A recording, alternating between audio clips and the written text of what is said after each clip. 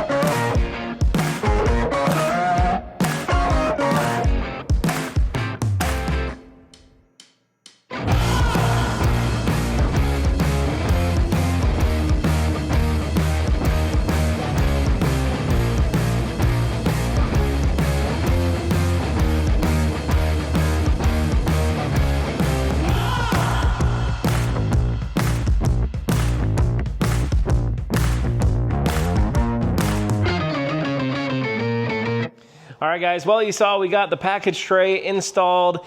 Everything turned out super, super nice. We could not contain our excitement. Went ahead, fit the rear deck filler. Also went ahead and installed this deck lid. It's already sounding like a Mopar.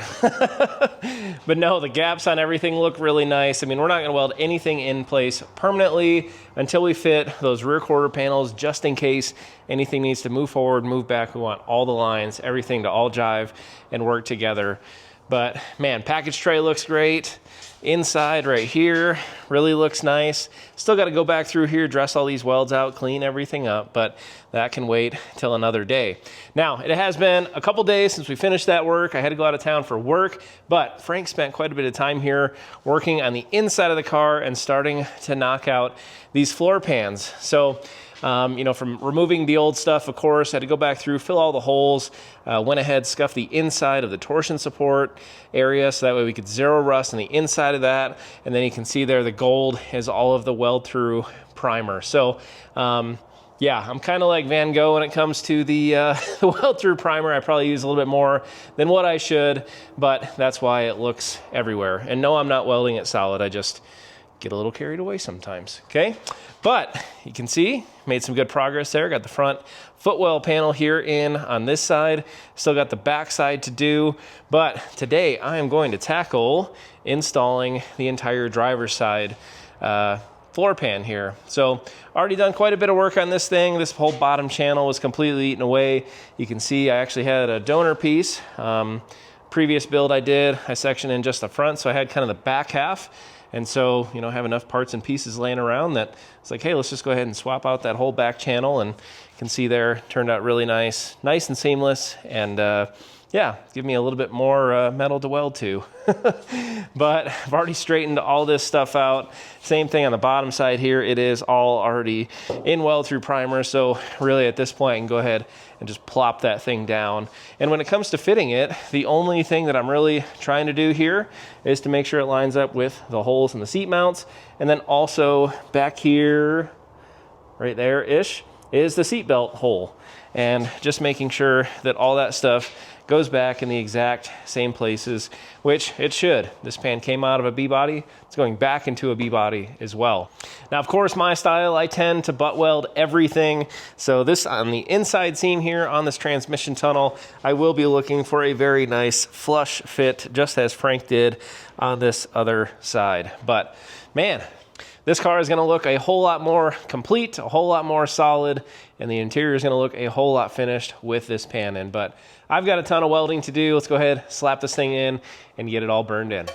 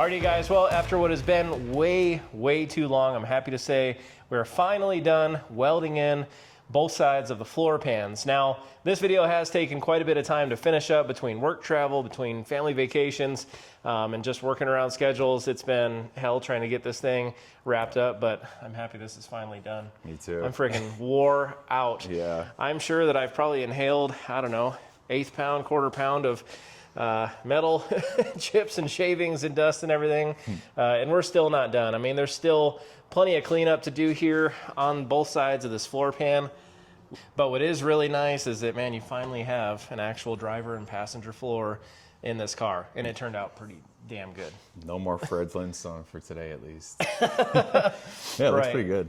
Yeah, we went from Fred Flintstone to Patch City in here, but Yeah. it's all going to work out really nice. I mean, I didn't show every single part and piece of the installs here, but you guys can see quite a few different patches, and that's kind of what we were working on really in between. And it's just so damn time consuming, but you can see we've got patches up here. I mean, this floor pan section, all these, by the way, came out of that 4-door parts car, which is superhero the 4-door gift that keeps on giving there. But the front half, the back half of this side, pretty much the entire half on that side. I ended up using a donor piece on the back side of the floor pan here to section in that part of it. But man, call it Frankenstein, call it whatever you will. I'm going to call it done for tonight. Heck yeah, that's good. I like it. So it's approaching quiet hours here at my house, and that's typically when the sun goes down, neighbors are out giving us weird looks when they walk by. But I'll come out here in the next day or two, clean up everything in here, and then we can finally move on to more exciting stuff. I don't know what it is, and I'm not that old, but the older I get, the more pain I'm in when I'm inside the car in all these different funky positions. I know Frank can relate.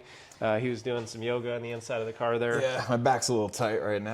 For sure. Yeah, but no, guys, next up, I mean, it's time to start moving to other bigger chunks of sheet metal here, which is great because my entire shop on this half is still completely full of these 70 Super B parts. But no, coming up, we've got trunk pan to do. We've got mini tub kit to do here in the back. We've got outer rockers to do. And just like building a house, starts with a solid foundation, working from the ground up. And before you know it, I'm hopeful in the next week or two, man, we're going to start seeing some exterior panels on this car. That would be amazing. Pretty stoked? Yeah, I think we can do it. All right. Well, I know a lot of you guys are excited about this build. We are equally as excited. And here over the next couple days, we're going to be out here jamming on this car to get all this metal onto it. So until next time, guys, thank you guys all so much for watching. Hit that like button, throw a comment below, and yeah, we'll see you guys real soon.